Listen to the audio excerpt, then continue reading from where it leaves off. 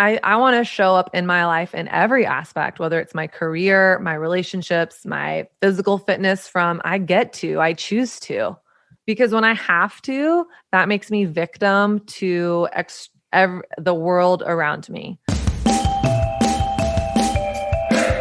Welcome to Inspiration Rising. My name is David Trotter, and I'm a business growth consultant. I'm passionate about helping business owners, just like you, rise above your biggest barriers to reach your greatest goals, all without the paralyzing overwhelm, feeling all alone, or wondering what the heck to do next.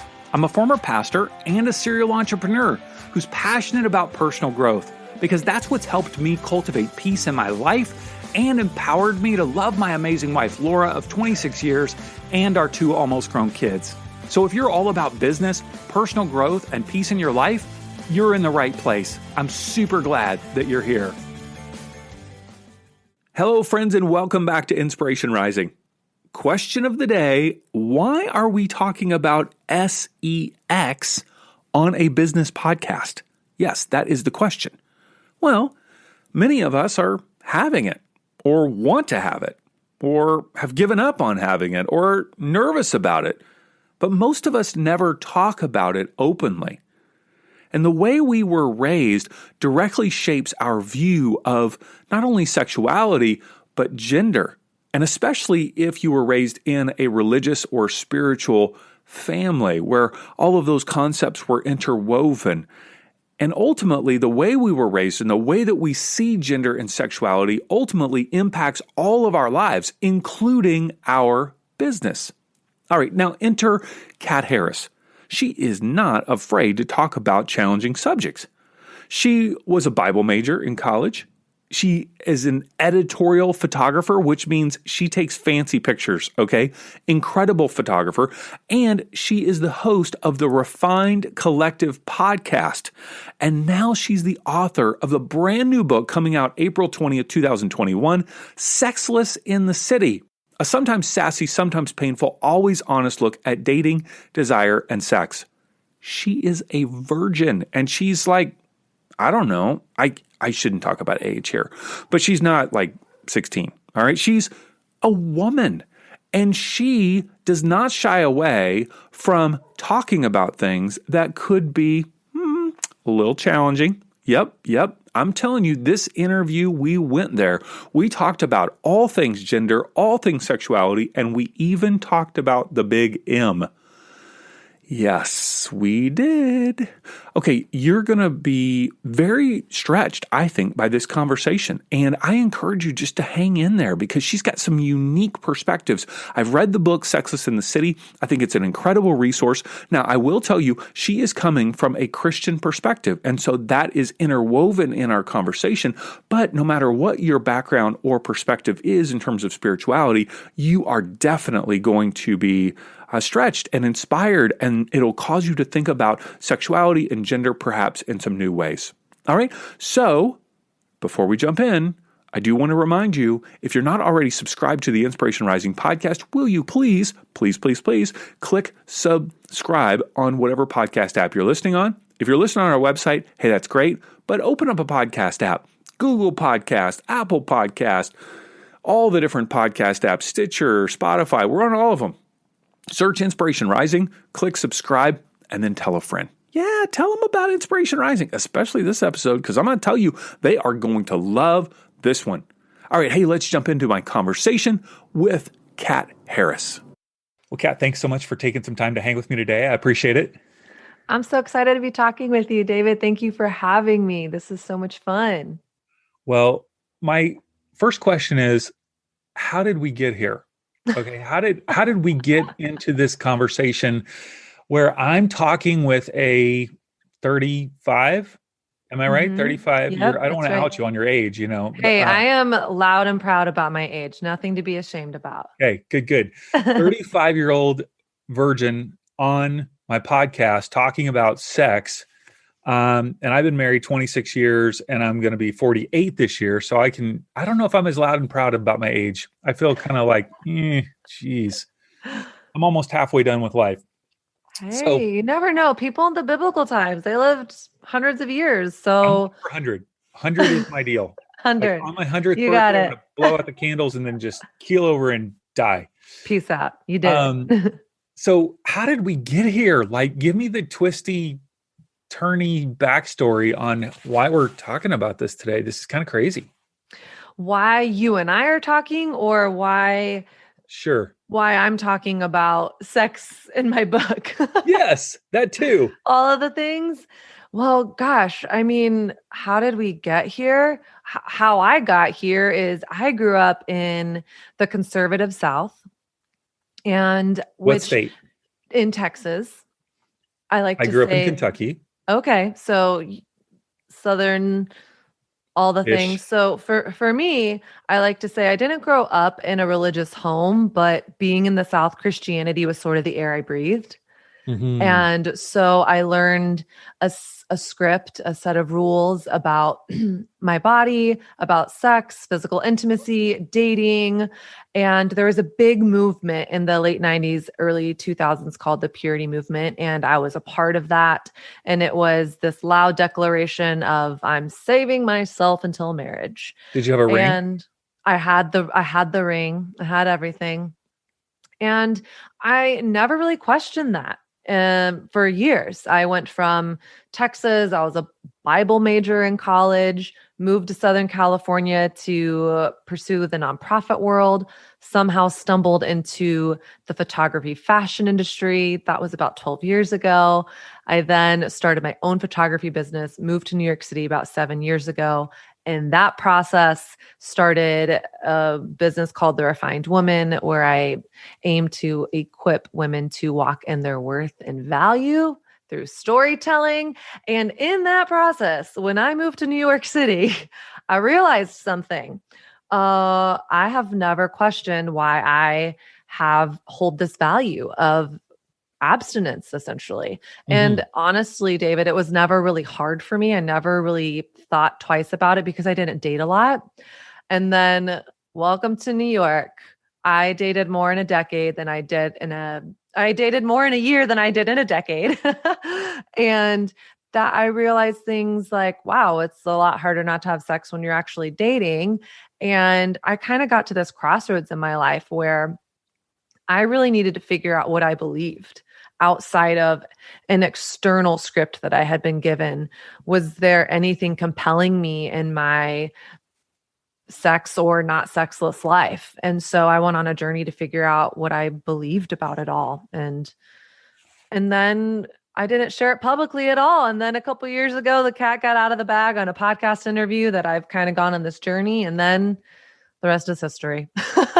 So you were going through this process of wrestling with this. You called it an external script, kind of this belief among conservative Christians of no sex before marriage. Hmm. And I grew up in that same environment, but a little bit prior to that, I Hmm. didn't have sex before marriage, and yet I think I didn't question it. I definitely didn't question it like you did because I got married super young at like 21. Hmm.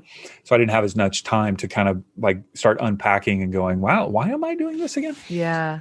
So as you were unpacking it, you didn't share it. Did you share it with close friends or family Oh members or yeah.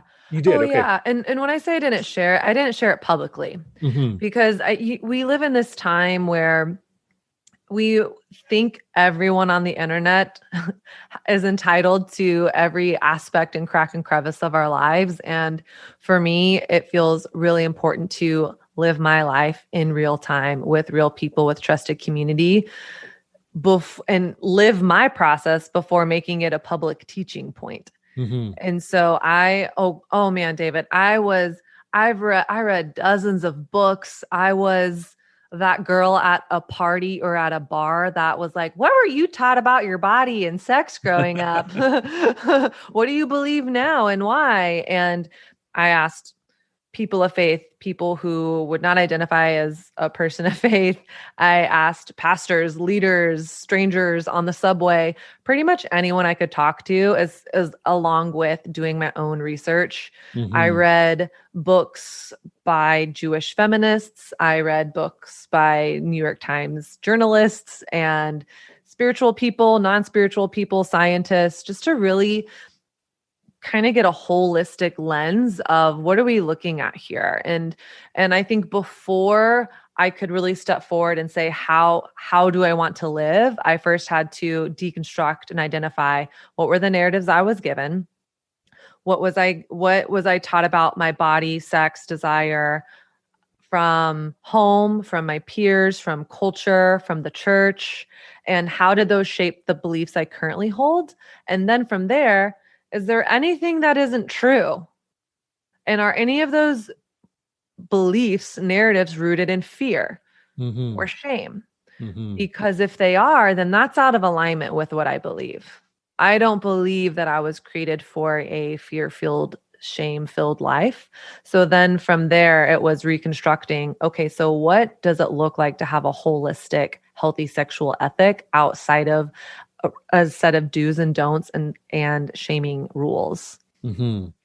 So obviously we're talking about your book today, Sexless in the City, and how you document that process and kind of share your own wisdom and learnings along the way. As you talked about, there were things that were either rooted in fear or shame. Would you mind kind of just sharing some of those things those scripts that you had been taught?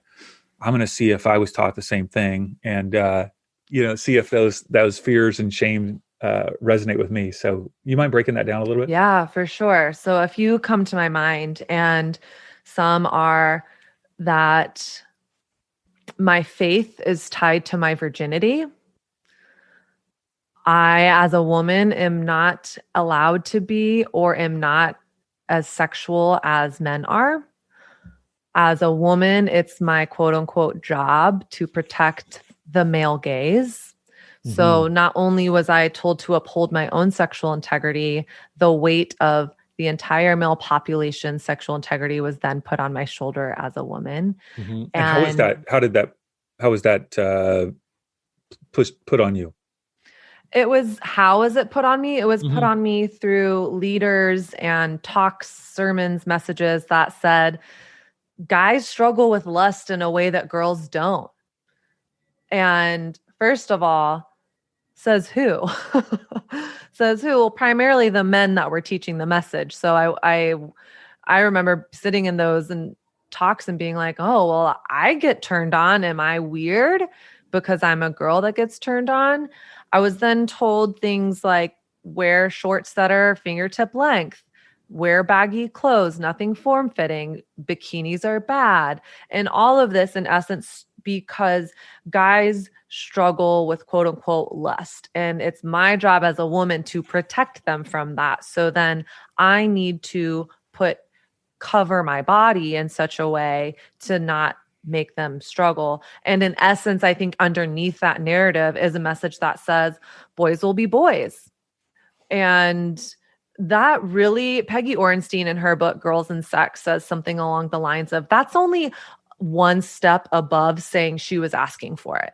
And so I think I never really questioned those narratives until my mid to late 20s, when I started really going on this journey and asking, we have a belief, whether it's I have anxiety. So that's the belief or the experience. And we can kind of just leave that at face value and be like, well, I'm just a person that has anxiety. That's who I am. And I'm not about that. I'm like, let's examine that. Let's pick it up. Where did that belief come from? When did I start believing it? Is that belief serving me? Are we allowed to change? Yes, I believe we are allowed to change. And so for me, it was really allowing myself the permission to sit with some of these narratives and teasing them out. What's the implication of saying that it's a woman's responsibility to uphold male sexual integrity? Well, a lot of implications. One of them, in my opinion, saying that it's a low view of men. Men are so weak. They're so quote unquote bad, or they have it so tough that they can't have agency over their bodies. And I just don't buy that narrative. I have a high view of men. And that doesn't mean I want to walk around town in nipple tassels or stiletto high heels naked. That's not what I'm saying. But I just think we accept these narratives without really even pausing to tease out the implications of what they really mean. This episode is brought to you by Rise Up Creatives. As a business owner, are you overwhelmed by what to post on social media? Rise Up Creatives helps you create beautiful, engaging social media in just 5 minutes a day. Every month, we provide you with 31 customizable captions and accompanying lifestyle images, plus hundreds of social media templates in our drag and drop graphic design studio. For only $25 a month, you'll start standing out to your ideal client, increasing engagement, and saving loads of time in the process. Sign up today at riseupcreatives.com. That's riseupcreatives.com. Mm-hmm. And I would say to our listeners, if you're listening to this, and I obviously shared this in the intro, a lot of what Kat is talking about is, I guess you're getting an insider's view of conservative evangelical culture. That's because that's really what we're talking about. And this may be foreign to you. So you're kind of getting an inside sneak peek of how, I would say, not only in the 80s, 90s, 2000s, but even now that is, pretty prominent in more conservative evangelical churches. Yeah. Can I parentheses something there? Yeah. Because I think that it's easy to think that's just in religious circles. Okay. However, in culture at large, women are there's a massive disparity between gender roles, equality between the sexes. And one of my all-time favorite TED Talks is Chimamanda Ngozi Adichie. And this is not a faith-based person. This is a woman who is saying, as a woman, when she was going to be the professor at her university, she got up for her first day of work and thought, what can I wear today that won't threaten the men? What can I wear today that I'll be taken seriously by my male counterparts? It wasn't, is my content quality? Is my education up to standard? It was, what can I wear to downplay my femininity? And in reality, a man typically doesn't ever have to get dressed in the morning and go to work and think, what can I do to be less of a man? Yeah. And well, I often try to hide my muscles. Like, it's just a thing. My wife's like, hey, can you just wear something to cover those up? Kidding, just tone it down just a little bit. Yeah. Kidding, of course. Yeah. All that to say, even we see it in shows like Bridgerton, that's super popular right now on Netflix. A woman's existence in the 1800s was to come of age and get married.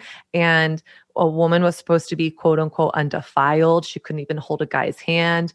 All the men that were pursuing them were much older and allowed to run around. And I was watching that, David, and I felt like it's different now, but not too much. There's still a pressure on women in society to be married, to have children, to stay at home in a way that men don't have it. And I want those things. I'm not saying that they're bad, but I do think that culture may be a little bit ahead of the religious circles, but I do still taste it there too. Thanks for sharing that. I appreciate that. Yeah. In the book, you not only deconstructed, but then you started the kind of the reconstruction part. And as you started processing, what does the Bible say in terms of sexuality or gender? Like, one of the thoughts that I had was, why did you even choose to reconstruct? You know what I mean? Why did you find that there was something of value that you would, rather than just going, this is just not a good fit? Like, why did you go about the reconstruction process?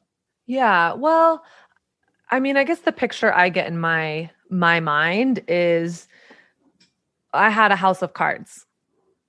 And in my deconstruction, the house of cards already started coming down because, tiny breeze, it starts coming down, right?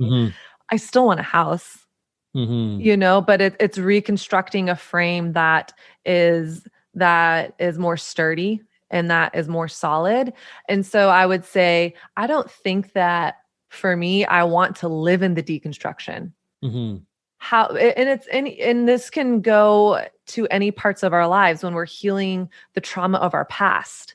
If I want to move forward, I have to look backwards, but the goal isn't to stay in the past, right? It's to heal the past so then we can move forward. And I can only really move forward once I've done the work of healing the past, of discerning the past and figuring out, okay, how did I get here?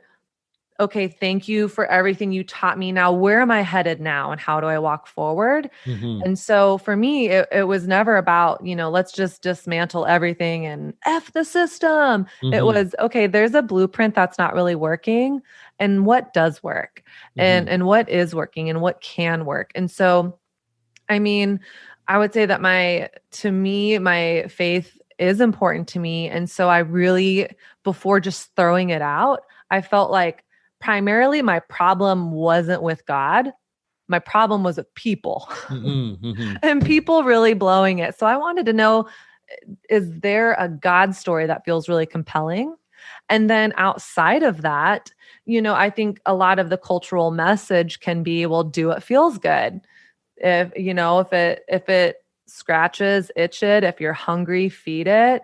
Mm-hmm. And I think that there is definitely room and space for listening to our bodies. And I think we are a very disassociated culture and we live on our heads. So part of connecting with, okay, what do I want right now is helpful. However, what I experienced in the cultural message of do whatever, I experienced this instant gratification mentality of I want what I want when I want it and I want it like yesterday and I Mm-hmm. feel entitled to have it. And I'm not convinced that the other side of the pendulum of doing whatever I want whenever I want is moving me towards the results I want in my life. Mm-hmm. And I think how you show up for one thing is how you show up for everything. So, I mean, for example, I think of when I was training for a half marathon. I would get up really early. I do not like getting up early. I would put in my miles. And the more I got into my training, the more I started restricting certain things.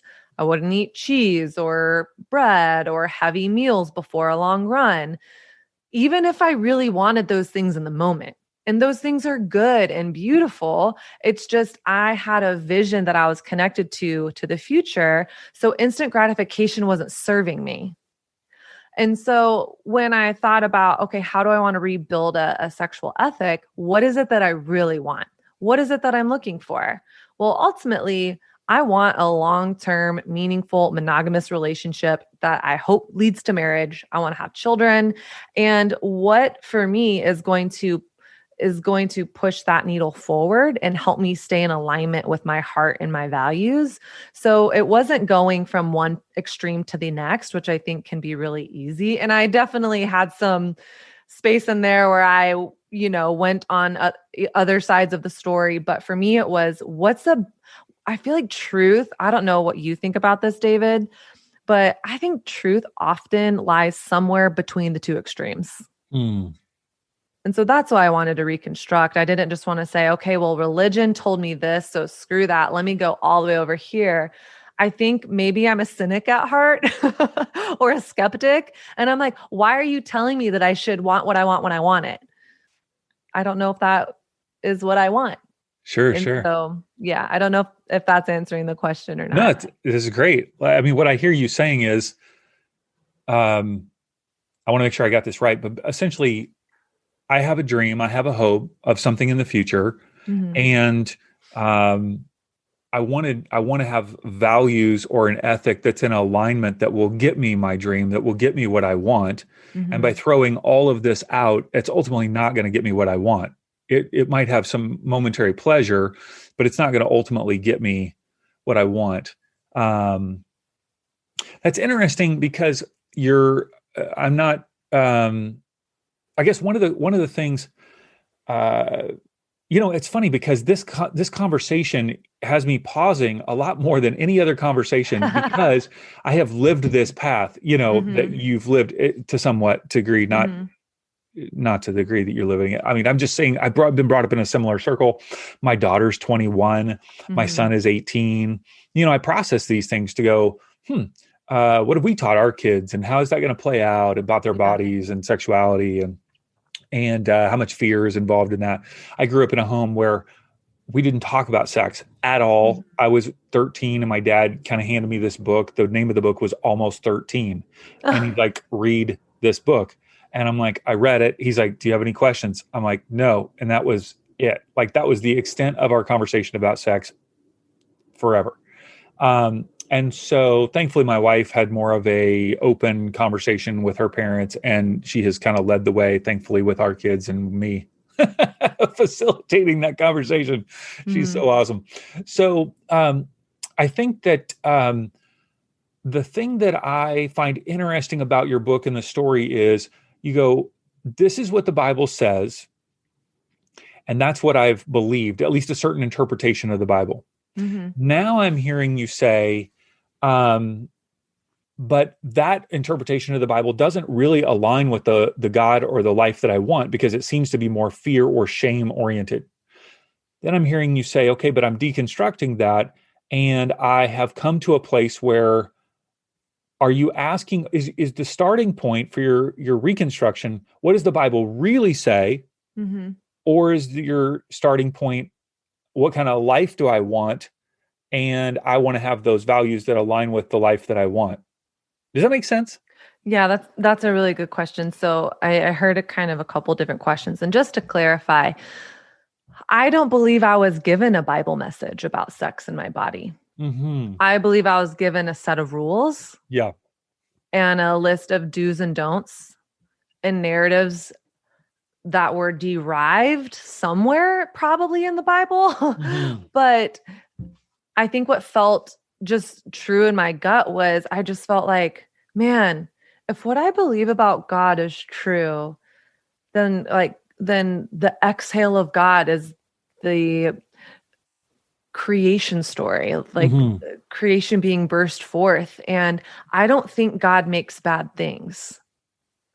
And so if I'm adhering to a narrative that's saying I'm bad, then is that really what the text says? So for me, it wasn't saying the text is bad, the Bible is bad. I didn't know what the Bible had to say. All I knew is what people told me that it said. Sure. And so the deconstruction was going and seeing for myself what it said. And finding out, okay, there are some pretty clear invitations in scripture that invite people to avoid sexual activity outside of marriage. Like, okay, that's in there. And so in that, I get to decide if that is something I want to adhere to. And so then part of that reconstruction process, after seeing, okay, well, yeah, the Bible does say these things. And also the Bible said that God cares about my heart and not just behavior modification or quote unquote doing the right things. Like, if I'm doing the right thing with the wrong heart, then I might as well not even doing the quote unquote right thing. So if God has a story for my heart in this, then there has to be a why. And so for me, it was kind of adhering to Simon Sinek's golden circle theory of everyone knows what they do. Some people know how to do it. Very few people know why they do it. So I was like, okay, if there is this invitation to avoid sex outside of marriage, I want to know why. So that's for me when I went to my own personal experiences of dating. Of, okay, when I have been really physical in the past in my relationships, did that feel like a win? Well, I can see in the moment, a lot of that felt like a total win. It felt really great to be skin to skin with someone, and I loved it. I didn't feel ashamed about it at all, and I still don't. However, I know for a fact I definitely got multiple guys way longer than I ever would have dated them if we had never even kissed. I have two guys in particular in my mind where I think, wow, if we had never gotten physical, I probably would have gone out with them once or twice and realized, oh, actually, you're a jerk and I don't even like you. And so the physical for me really muddied the waters and discerning, is this an actual good fit for me long-term for a partner? And because chemistry is awesome, right? But it's just, for me, I realized it's not the main thing. It's an important thing. I think if you're not sexually attracted to your partner, you just have a roommate. So that's important, but let's just be curious about how much effort we're putting on that, or I'm putting on that. And then for me, it was researching science. Is there anything compelling in science? What happens in our bodies when we orgasm? oh, wow, evidently massive outpourings of oxytocin and dopamine are released, which then create new neural pathways in our brain, which are like the bicycle paths in our brain. And that's why there's quite a few anthropologists and scientists like women like Helen Fisher who don't even believe there's any such thing as casual sex, because the oxytocin, which is the human bonding hormone, and the dopamine, the reward center of our brain, simply won't allow for it. And so I thought, wow, that's really interesting that science even would say that casual sex is questionable. Because you're saying there's such a deep connection between people during an orgasm. Well, because of the hormones released. Right. The hormones released. And then on top of that, learning stuff in my scientific research that there's like this cultural narrative that says, oh my gosh, if you get married or are in a monogamous relationship, it's the death to good sex. It's the death to spontaneity. You have to be with one person for the rest of your life. Imagine everything that you're missing out on. So I looked into that. And actually, the dopamine that's released in physical intimacy, dopamine is the gold star hormone in our brain. So it's like when the kindergartner raises her hand and she gets a gold star on her chart, pretty soon she gets enough gold stars that she knows, oh, I don't even have to get a gold star. I know that I raised my hand. So it's a pattern maker. That dopamine is a pattern maker. So actually, in my research, I found that a long-term monogamous relationship actually doesn't have to be the death of awesome sex. It can be the beginning of the best sex in your life, because the longer you have sexual encounters with the same person over a long span of time, the more your body is trained neurologically to expect arousal and fulfillment from that avenue. And so pretty soon it can be, 10 years in, 15 years in, even the thought of them can become arousing. And so I just thought that the more research I did, the more I felt, man, there's some really compelling reasons for me to withhold from sex and to put a pause on that in my dating relationships, and in ways that I felt like, wow, that actually, I wonder if God says to wait, not because God is like this cosmic killjoy or God hates sex, but what if God actually has a high view of sex? And then there's parts in science that would kind of reveal that to be true as well. So that was the reconstruction for me. It was just, let's look at science. Let's look at my own experience. Let's talk to therapists and see what they have to say. And there's even Esther Perel is this really well-known therapist. And she says something along the lines of, death of intimacy isn't marriage. It's the beginning of it. Like marriage is the beginning of intimacy. And so, yeah, those are some of my thoughts on that. Thanks for sharing all that. And so if friends in New York that you've shared this with, I assume you've got to have at least colleagues, people that you work with alongside that go, you're crazy. Like, this is completely unrealistic that there must be something wrong with you, Kat. Like, this is unrealistic that you would ever propose this for anybody. I don't care what science or the Bible or anything says. This is unrealistic. I assume you've had multiple people tell you this. Well, I don't propose this for anyone. This is the path I've chosen. And my heart is for anyone who, whether you are reading my book or we have a collision, would be that you would get to walk out in your relationships and your sexual desire from a place of agency and autonomy, from a place of holistic freedom. And so if I don't care if you don't agree with me, that's great. Figure out something that works for you. And I would say I thought people would think I was insane, but I am shocked at the support I get. And most of my close friends, the people I'm doing life with on a daily basis, don't share my faith, don't share my worldview, definitely do not share my sexual ethic. And yet they have been the ones that have been like, you have to write this book. you have to share your story. And so I think more so I had a narrative in my own head, a limiting belief that said, what I believe about sex and the decision I'm making is shameful. And I'm going to be rejected if I share it. Yeah. And actually, some people are going to agree, some people are not. And that's Sure. not my responsibility. But actually, I think when we're coming from a place of freedom and not judgment or shame, I think that resonates. And Mm-hmm. if anything, wherever you land on the conversation of sex, no sex, all the sex, however many partners you want or not, I would hope that any out of any of this, it would just start up a conversation, whether it's you talking to a friend being like, I heard this whack conversation, this crazy girl doesn't have sex. And that allows you to have a meaningful conversation with a person in your life. I think then I've done my job.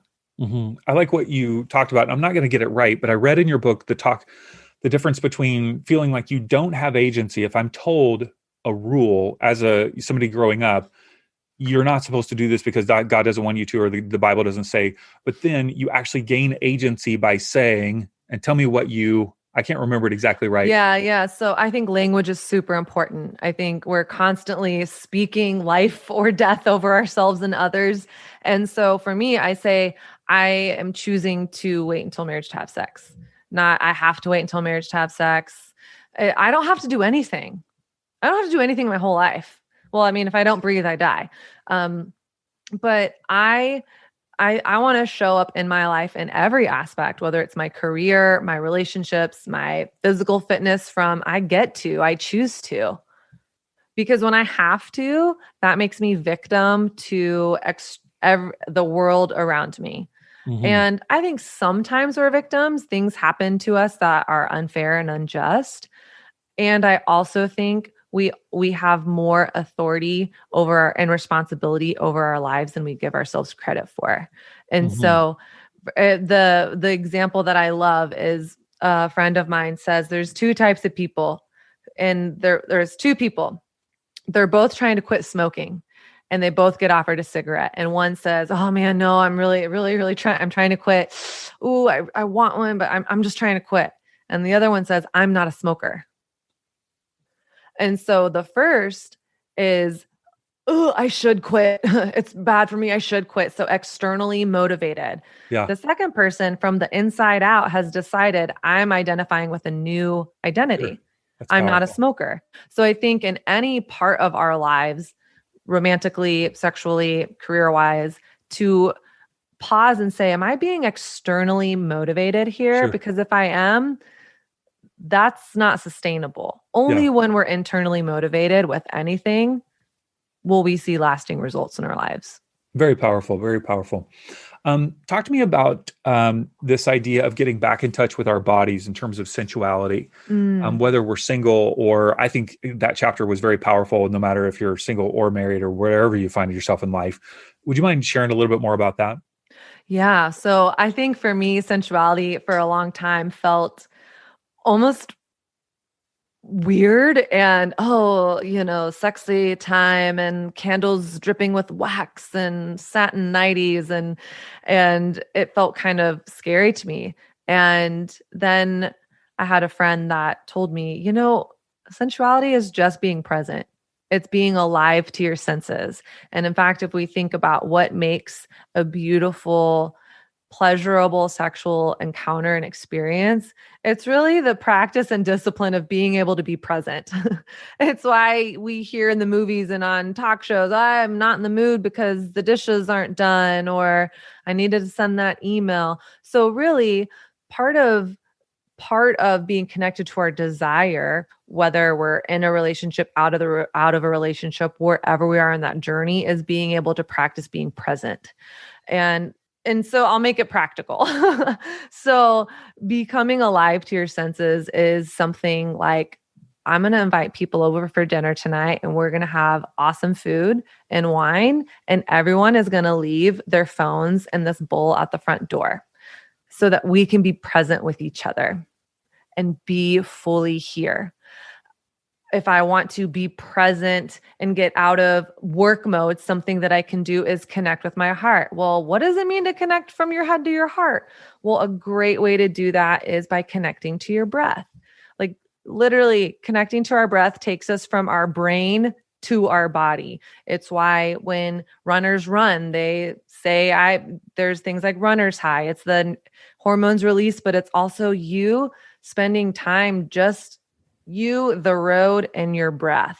So whether that's a workout or doing boxed breathing, getting something to where you can pause and not have other distractions, and maybe just for these 10 breaths, all I'm focusing on is breathing. That's connecting with my senses. It's also why people really love smoking cigarettes outside of the nicotine. 5-6 times a day, you get to leave the stress of your day, get out of your head, step outside, and take 5 minutes of deep breaths. So I think when we kind of expand our view of sensuality isn't just for the bedroom, it's really a lifestyle of being present. If you're bored, maybe in that moment, instead of reaching for your phone and scrolling through social media, maybe you just sit with yourself. I feel bored right now. What does it feel like when I feel bored? When you're at a stoplight, instead of taking out your phone or sending a text, what does it look like around me? What does it smell like? What are the colors of the other cars? And so just making it really practical, because I don't know about you, but I just think that we're a very unpresent, distracted people. Have you heard about the new Clubhouse social media app?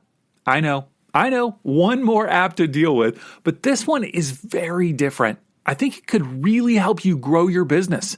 Now, to help you understand the basics of the app and how to leverage it for your business, I've created a free video called Clubhouse 101, and you can watch it at insporising.com/Clubhouse101. I'll show you all the screenshots from the app, how to use it, and the 5 ways that I believe are the secret to growing your business in 2021. Check it out. It's absolutely free at insporising.com/Clubhouse101. This book, I'm familiar with the publisher, Zondervan, and I was, one, really surprised that they would publish your book.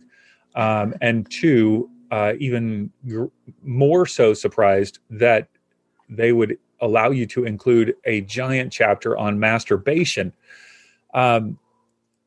Wow. Like you went for it in that chapter in a couple of different ways.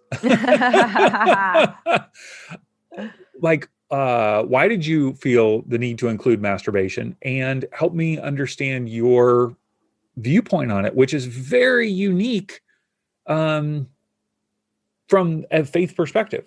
Yeah. Why did I include it? Because it's the number one question I get asked all the time from people of faith. Can I masturbate? Is masturbation a sin? And I realized it's the question that everyone in the room wants to talk about, but no one wants to say it out loud.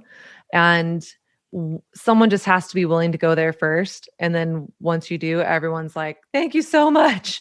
So for me, it felt so important. That was, when I pitched the book, it was my sample chapter. Really? Oh yeah. I wanted them to know from the very beginning, this is what you're getting yourself into. I'm not going to shy away from these topics. And a few reasons why is, one, we have got to stop making our bodies, pleasure, sex, taboo. The most normal thing about being a human is experiencing desire. Every person in their life is going to get turned on. It's normal. It's normal. And so why are we so ashamed to talk about it? And so my heart is, whether you agree with me or not on masturbation, is it's going to get you talking about a topic that we need to normalize. And I think there's a lot of things in there that feel important to me. And one is, it's again, kind of, let's look at this holistically.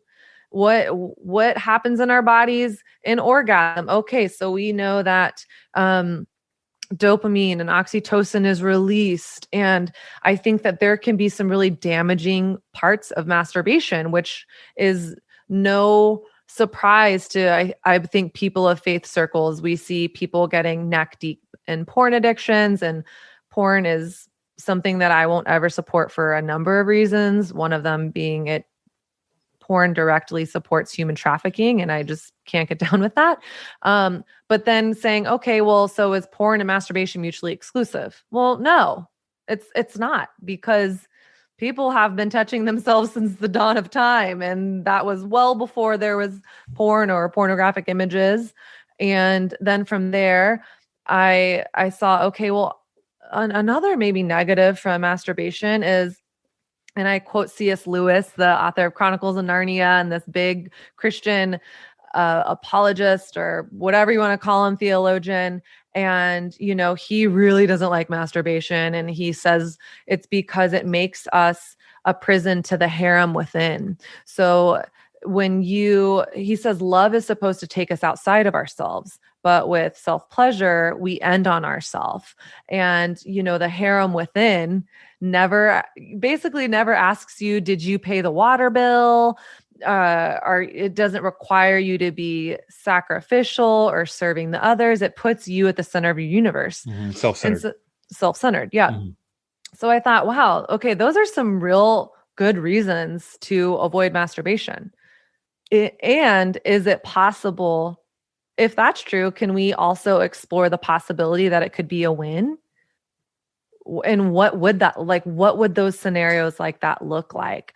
And a few of those things for me were looking into research, like babies, like male babies get erections all the time, and little girls. I mean, I remember being in elementary school and sliding down the pole at recess and being like, whoa, that feels good.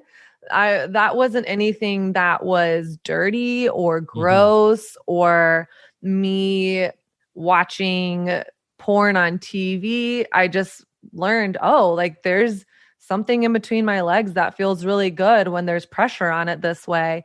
And so I felt like if kids are able to sort of experience their bodies and touch their bodies in innocence, is it possible that we could also experience pleasure as adults in innocence? Mm-hmm. Because if we look at the scriptures, the invitation of Jesus is to become like a child again, have childlike faith and experience awe and wonder. And so and another thing that came to my mind was, okay, if I see in the scriptures things like Song of Songs in the Old Testament, where the book starts off with the bride saying to her groom, let him kiss me with the kisses of his mouth. And then she goes on and invites him to go down on her and give her oral sex. And that is an empowered woman. Right there in the pages of scripture, a woman who knows this is what feels good in my body. And so I have to know my body in order to give enthusiastic and informed consent. Mm-hmm. So is it possible that in order to give enthusiastic, informed consent, like we are very pro in our culture, I would say, then that means I need to know my body. I need to know, this feels good. This doesn't feel good. Mm-hmm. And then another thing that I wonder is, if I judge my own desire, if I think my own pleasure is gross and bad and disgusting, if I think my genitalia is gross, I can only love someone as much as I accept myself. But, there's a scripture that says, love your neighbor as yourself. And often we stop at the invitation that says, love your neighbor. But what's implicit is that I first am able to love myself. And so I thought, man, I wonder if part of being able to really accept my partner's desire is by me acknowledging my own desire and accepting it and thinking it's beautiful and good. And so all of that to say is, I think the chapter is all about me. I'm not answering the question, do I think you should or you shouldn't masturbate? I think you get to look at all of that and then ask yourself, like, who am I becoming? And what is it that I want? And is it possible that there are times when I could choose to masturbate and it could be destructive for me? Yeah, I think that's possible. Is it also possible that there could be times where I engage in pleasure and it could help me feel connected to my body? It could help me give informed consent. It could help me stay connected to my spouse who might be overseas and we have to have a phone call. And so I think I'm open to that possibility. And I think if we want to look at any topic with freedom, we have to give ourselves permission to look at every side of it. So for me, it's if we're going to look at how bad this can be, can we also flip the script and see if there is possibility for benefits and health here? And if so, then why don't we empower each other to figure out for ourselves if this would be a win or not? What do you think? I think that you've done a great job of asking a lot of questions and coming up with, answers that you feel good about. Like that, I don't say that in a negative way. Like but I think you've done a great job of teasing out the fear and the shame and asking deeper questions.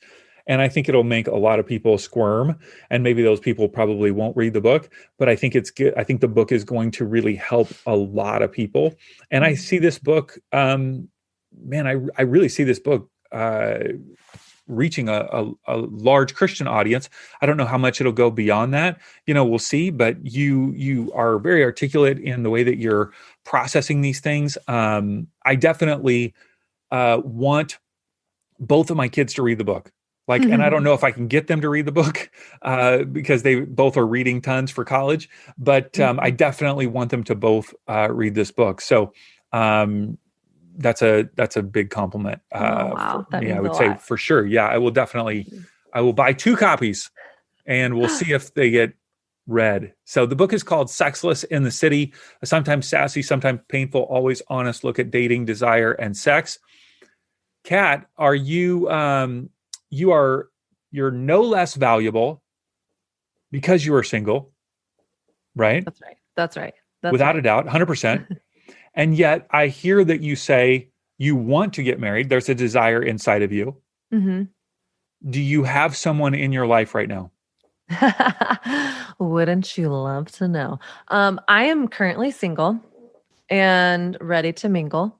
Always down for a setup. You have anyone for me? I'm just saying, somebody might be listening that knows somebody. So I just want to make sure that we've got that out there. I want to give you. We're just putting that out there. Exactly. Yeah. If you want a strong woman who knows what she wants, she's an incredible thinker. She's beautiful. She's fit. She's ready to she's the moneymaker in the family. I'm just going to tell you that. You may be staying home with the kids. All right. If you're marrying Kat Harris. I joke that I'm looking for the Jay-Z to the Beyonce.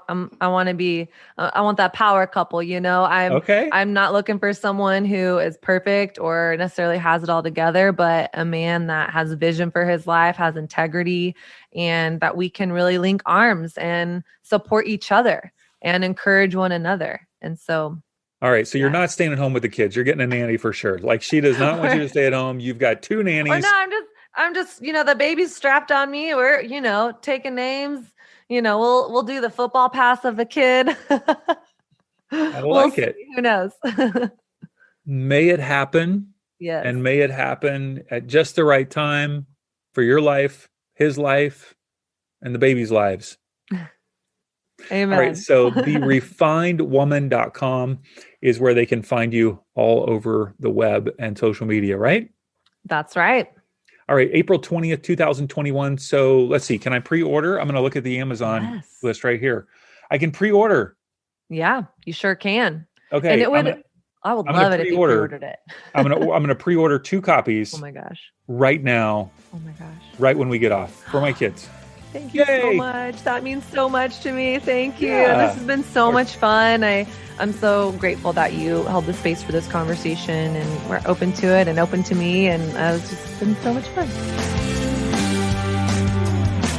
Hey, congrats on listening to another episode of Inspiration Rising. Why congrats? Because you're pouring education and inspiration into your mind and heart. And that's something we all need if we're going to grow our businesses and reach our goals in life. Now, if you enjoy Inspiration Rising, do us a favor, share it with a friend. Take a screenshot of your favorite episode and text it to them. Tell them to search for Inspiration Rising on their favorite podcast app and click subscribe. And if you haven't already, be sure to sign up for Inspo Text. That's our daily inspirational text messages. Just text me right now at 949-401-6090. That's 949-401-6090. Just say, hey, Dave, what's up? You'll get an automated reply with a link where you can add yourself as a contact. And of course, you can always unsubscribe. I want you to know today that you're inspired, empowered, and loved. Not because of the way you feel or what anyone else says about you, but because that's your true identity.